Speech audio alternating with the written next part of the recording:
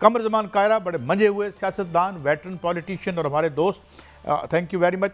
अच्छा कमर जमान कायरा साहब, एक तो चलें इसे हम मैरिज ऑफ कन्वीनियंस कहें या इनकन्वीनियंस कहें, ये फरमाइए कि बड़ी जो मुस्लिम लीग नून है उसके लिए बड़ा यानी ये अच्छा होता जो हमें लग रहा है कि अगर आप इन आइनी ओहदों के अलावा भी ओहदे लेते, क्योंकि आने वाले दिन बड़े मुश्किल है, एक लंबा प्रोग्राम लेना है और लग रहा है बादियों नज़र में कि एक बड़ी हाइक आएगी इन्फ्लेशन में। तो इस पे आपकी पार्टी का क्या नुक्ता नज़र होगा और क्या आप सजेस्ट करेंगे और क्या ये मैरिज चलेगी लंबी, क्या हमें बताएंगे कमर जमान कायरा साहब? काजी साहब बहुत शुक्रिया। देखिए गुजारिश ये है कि ये जो इस वक्त अरेंजमेंट हुआ है गवर्नमेंट का, इस वक्त मुल्क के पास इसके अलावा चारा क्या है? पीटीआई या जो सुन्नी इत्तेहाद काउंसिल है वो तो गवर्नमेंट बनाना नहीं चाहते, बना सकते नहीं है क्योंकि किसी के साथ मिलना नहीं चाहते। हम दोनों जमातें मिले, हुकूमत बन गई। हम अगर आपस में ना मिलते तो हुकूमत ना बनती। अगर हम इस हुकूमत से हटते, फर्ज करें जो ये बहस हो रही है कि अगर हम हट गए तो ये हुकूमत नहीं रहेगी, तो क्या मुल्क में नया इंतखाब हमारे लिए किसी बेहतरी का सामान होगा? मुल्क में स्टेबिलिटी का सामान होगा? क्या इससे कोई बेहतरी का आ सकती है? मेरे ख्याल में ऐसा नहीं है। तो हमारे पास वाहिद ऑप्शन इस वक्त यही है कि इस गवर्नमेंट को हम चलाएं, इसको सपोर्ट फराहम करें और इसको 2-4 महीने 6 महीने दें, उसके बाद इसका क्रिटिकल एनालिसिस करें। अभी से अगर हम इसकी कमजोरियों को देखना शुरू कर देंगे तो ये पहले ही इनके बारे में इमेज खराब होगा। और रही बात हमारी के मुश्किल फैसले, मेरी जमात तो यकीनन जब हम इस हुकूमत को बनाने में उसकी मदद कर रहे हैं, वज़ीर-ए-आज़म को खड़ा करने में, उनकी हुकूमत बनाने में उनके साथ है, तो अगर कोई बैगेज आएगा तो वो भी हम शेयर करेंगे। एसेट आएगा तो वो हुकूमत का होता है, एसेट आएगा तो मुस्लिम लीग कहेगी आप यहाँ तो हुकूमत में नहीं थे, वो मुस्लिम लीग की गवर्नमेंट थी। लेकिन अब देखना यह है कि सिर्फ एसेट लायबिलिटी के ऊपर दौड़ना है या मुल्क के हालात को सीधा करना है। इसलिए मेरा ख्याल है कि हमारी हुकूमत जो है, हमारी पार्टी जो है, वो ये चाहती है कि ये गवर्नमेंट कामयाब हो। यकीनन हम पूरी तरह इसको ताबन फराहम करेंगे। अच्छा कायरा साहब, क्या हम पंजाब में देख रहे हैं आपको, आपका नाम आ रहा है, नदीम अफजल चंद साहब का नाम भी आ रहा है, मखतूम साहब का भी नाम आ रहा है, तो क्या हम देखें कि पंजाब में आप दोबारा से जलवा अफरोज होते नजर आते हैं हमें गवर्नरशिप के लिए? काजी साहब मेरे तो इल्म में नहीं है, मैंने भी ये नाम सुने हैं तीनों जो आप फरमा रहे हैं।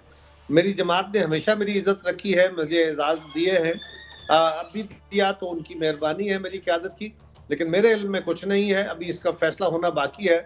जिस भी दोस्त के हिस्से में आती है ये इज्जत, यकीनन वो पार्टी का ही सारे साथी हैं और सभी एक दूसरे से बढ़ के मुझसे ज्यादा जो है वो हकदारों में शामिल है।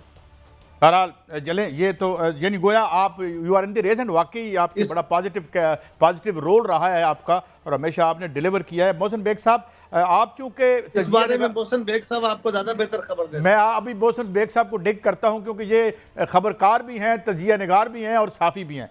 पहले मैं आपसे एक और बात पूछना चाहूँगा बेग साहब, कल तो मुझे पहले लगा कि जैसे ये बहकी बातें हो रही हैं, मगर कुछ ऐसे हमारे सीनियर साफ़ी दोस्त जिनके बारे में परसेप्शन ये है कि वो जो इस वक्त हुकूमत है उसकी तरफ झुकाव है उनका, वो डब्बे खुलने की बात कर रहे हैं। मियां नवाज शरीफ साहब का डब्बा भी खुलने की बात हो रही है और एक और मेरे साथी बड़े सीनियर कल अपने टीवी प्रोग्राम में कह रहे थे कि मियां साहब इस हवाले से कुछ परेशान और गिरफ्तार भी हैं कि ये डब्बे फिर खुलने वाला सिलसिला शुरू हो जाएगा 2013 से। कुछ खुल रहे हैं या सिर्फ ये सोशल मीडिया में अफवाहों की बाज़गश्त है? जनाब मोहसिन बेग साहब। बहुत शुक्रिया काजी साहब। बेसिकली जो इलेक्शन कमीशन ट्रिब्यूनल्स में जो अपीलें हैं, नेचुरली उसमें कुछ इस काबिल होंगी जिनके ऊपर कार्रवाई आगे बढ़े। तो अभी तो सब जुडिस मैटर है। आई डोंट नो ये जो 2 हल्के हैं जिनका जिक्र हो रहा है लाहौर की सीटों का, ये तो इलेक्शन कमीशन ट्रिब्यूनल्स पे डिपेंड करता है कि वो इनको इस काबिल समझते हैं इन केसेस में कि डब्बे खुलने चाहिए या नहीं। तो ये आने वाले दिनों में 1-2 दिनों में पता चल जाएगा आपको, नेक्स्ट वीक। जहां तक बात है कायरा साहब की, तो मेरे नॉलेज में तो पिछले 1 वीक से यही है कि कायरा साहब फाइनल है अल्हम्दुलिल्लाह। माशाल्लाह कायरा साहब डिजर्व भी करते हैं मैं कल भी एक शो इसमें में कह बेग रहा था साहब कि की मेरे मोहब्बत नॉलेज ज्यादा में शामिल है। नहीं, आप बहैसियत पॉलिटिशियन और एक इंसान, आप एक शानदार आदमी हैं और आपको मिलनी चाहिए। ये कोई ऐसा मेरिट नहीं है जो आपसे अबव हो। बाकी दोस्त भी अच्छे हैं इसमें, जो जैसा आपने कहा। लेकिन देखिए, जो सीजन पॉलिटिशियन सेंट्रल पंजाब से इस ओहदे पे आता है, गवर्नरशिप पे, तो नेचुरली वो एड अप करेगा, स्ट्रेंथन करेगा पंजाब गवर्नमेंट को, और नेचुरली आप अपनी पार्टी को भी स्ट्रेंथन करेंगे, और ये एक ऑनरेबल ओहदा है। तो मैं ये समझता हूँ कि आने वाले दिनों में इसके ऊपर मेरे ख्याल में तो सेंस प्रिवेल करेगी। और कायरा साहब को मेरे नॉलेज में है कि उनको मैसेज भी दिया गया कि आप फाइनल है। देखे तो ना, अब आ आपसे जाते आपसे हैं कायरा दूसरी साहब साइड। बातें छुपा रहे हैं। नहीं, मेरे नॉलेज में मुझे है। सच्ची बात यही है कि मुझे मैसेज नहीं मिला, लेकिन मोहब्बत है। मैंने कहा ना, मेरी जमात हमेशा मेरी इज्जत रखती है, बड़ा मुझे एजाज देती है। तो बेग साहब भाई हैं। अगर मेरी जमात ने ये इज्जत मुझे दी तो मैं उनकी बहुत ही मेहरबानी है, बहुत बड़ा एजाज है। लेकिन बाकी भी किसी साथी को मिलेगी तो यकीनन पार्टी का ही वो कारकुन होगा और हमारे सब के लिए बराबर होगा। जी जी, बेग साहब आप बात मुकम्मल करें, फिर मैं अगले सवाल पे आता हूँ।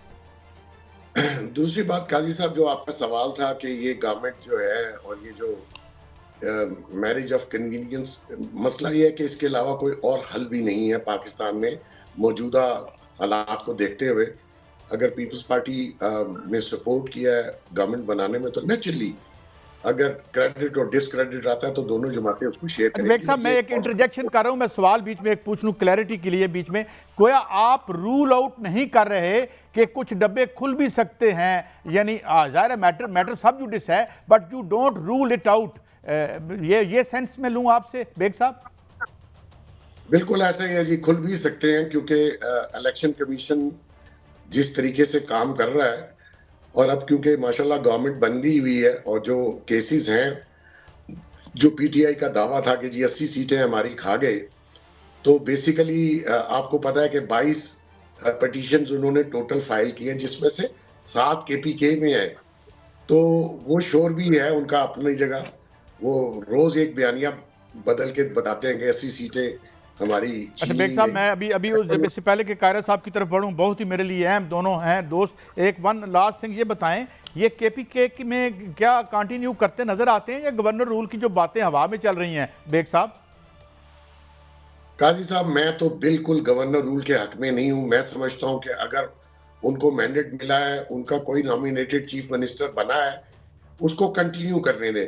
ठीक। अगर आप वो कंटिन्यू करेंगे और डिलीवर नहीं करेंगे, और उनकी जो पिछली हिस्ट्री है, जो कि मैं समझता हूं उन्होंने डिलीवर नहीं किया, तो मैं गवर्नर रूल के तो किसी सूरत में हक में नहीं।